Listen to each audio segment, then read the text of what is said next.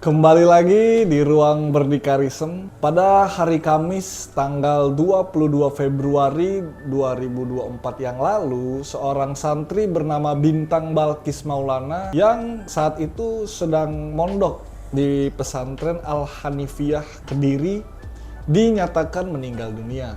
Penyebab meninggalnya Balkis karena dianiaya oleh senior hingga harus dilarikan ke rumah sakit. Namun nyawa Balkis sebagai seorang anak yang sedang menuntut ilmu di pondok pesantren Al-Hanafiyah itu dinyatakan meninggal dunia.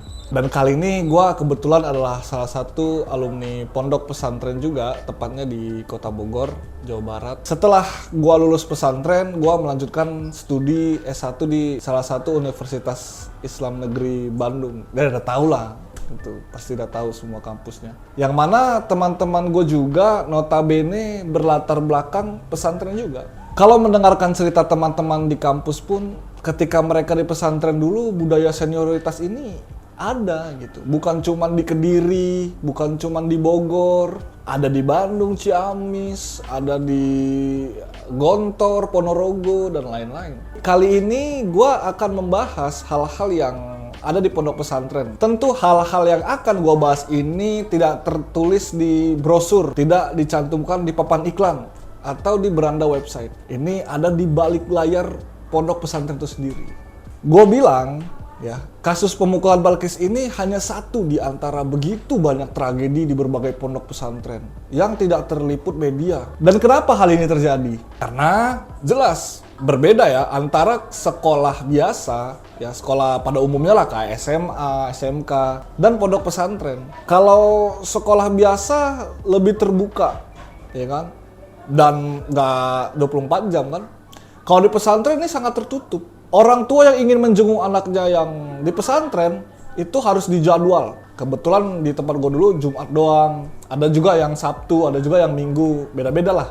Tapi tetap harus dijadwal. Pada hari apa aja dijenguk atau dimudifinnya gitu. Dan tempatnya juga dilokalisir di satu tempat. Biasanya di saung gitu, berjejer itu. Atau biasanya di dekat masjid atau di mana beda-beda lagi-lagi ya sama kayak tadi. Ya mungkin di antara kalian membayangkannya kayak penjara ya, jenguk dilokalisir tempatnya, dijadwal gitu. Tapi begitu adanya gitu. Orang tua yang hendak jenguk anaknya yang tadi dijadwal ya, dari jam sekian sampai jam sekian gitu. Tempat areanya juga khusus. Nah, budaya pondok pesantren yang tertutup inilah yang membuat tidak banyak yang tahu di dalamnya itu seperti apa. Proses hukumnya, perlakuan seniornya, kakak kelas yang di atas itu. Banyak orang luar tuh yang nggak tahu. Ya karena dilokalisir tadi. Mungkin ada yang ngasih tanggapan, laporin ke ustadznya dong kalau ada masalah. Laporin ke kiai dong, atau ke guru, atau ke siapa.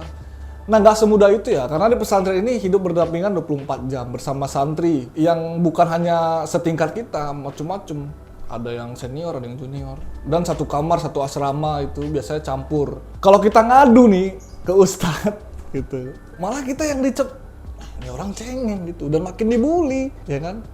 Bukan dibully sama seniornya aja, sama juniornya juga, nih abang-abang nih cengeng juga gitu, mental tempe. Nah, kebanyakan orang-orang mikirnya kalau anak pesantren tuh pasti baik, pasti soleh, alim, ya kan? Ini adalah pola pikir yang keliru ya. Memang ada yang baik juga, nggak semuanya buruk, nggak semua gitu. Tapi ketahuilah bahwa orang yang masuk pesantren itu bukan karena dia baik dan alim, soleh gitu, atau solehah lah kalau yang perempuan. Tapi mereka ingin menjadi lebih baik dan soleh atau soleha. Sekali lagi, orang yang mau masuk pesantren ini nggak selalu orang baik dan soleh atau soleha, tapi orang yang ingin menjadi baik dan soleh atau soleha. Itu dua hal yang berbeda.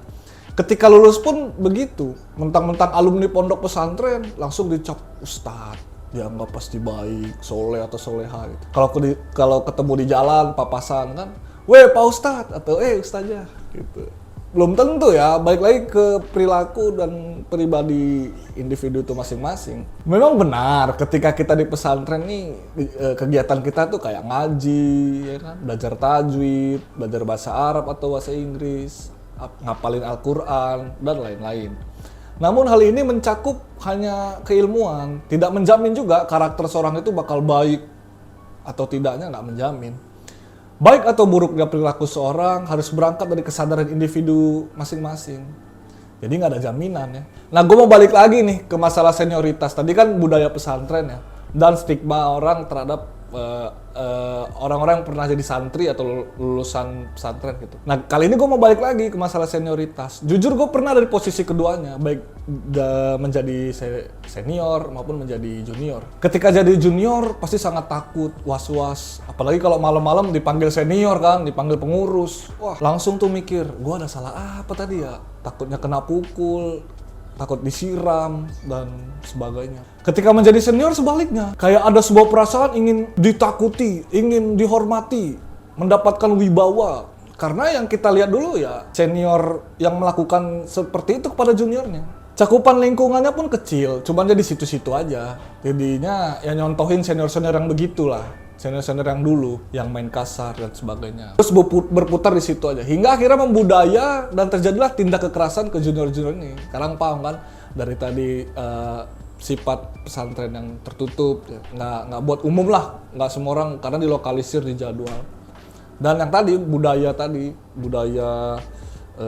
di dalamnya. Tapi setelah gue lulus dan melihat dari kejauhan, gue akhirnya sadar, ngapain begitu ya? Kalau mau mendidik ya pakai alternatif lain lah, yang lebih produktif dan nggak pakai cara-cara kekerasan, sampai mukul, lagi tidur disiram ya kan. Mending disiram bansos, ini disiram air ya kan bos.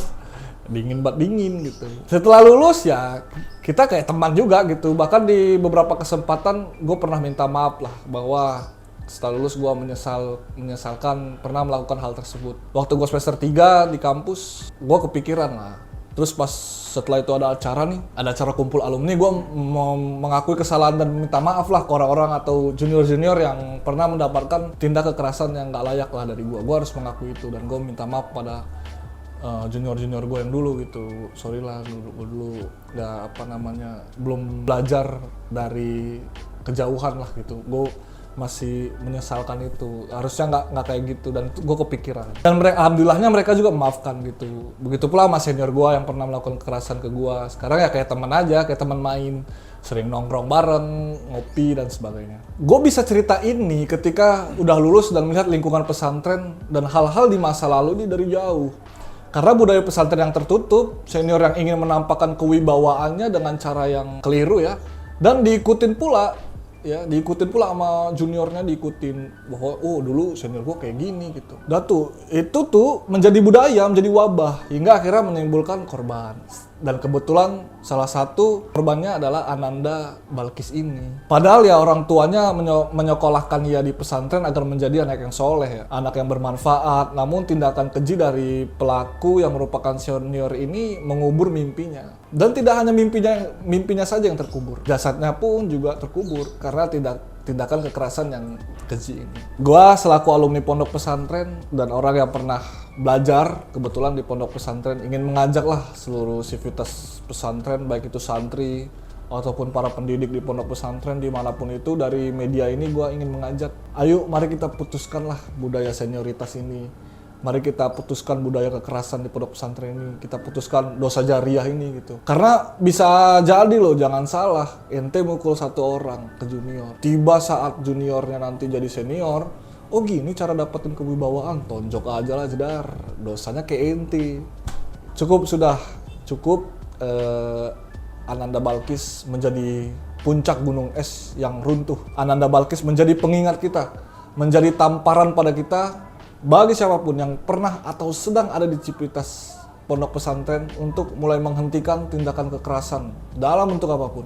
Ada cara-cara lain, ada yang lebih produktif cara lain. Udah selesai masanya mendidik seperti itu. Sudah cukup satu nyawa seorang anak yang bernama Balkis ini, anak yang hendak menimba ilmu di pondok pesantren ini akhirnya melayang nyawanya, dan ini nyawa yang sangat mahal, nggak ternilai harganya. Sekali lagi, mari kita jadikan ini pelajaran agar tidak terjadi lagi kasus seperti ini dimanapun itu, baik di sekolah, di kantor, di rumah tangga, khususnya ya di pondok pesantren. Semoga gue bisa mewakili Ananda Balkis ini, mewakili teman-teman mungkin ada di pondok pesantren yang mungkin menjadi korban namun tidak ter-up dengan media. Mari kita putuskan bersama. Dan semoga bermanfaat. Sekian dari gua, stay on your activity, stay on your purpose, and see you the next video.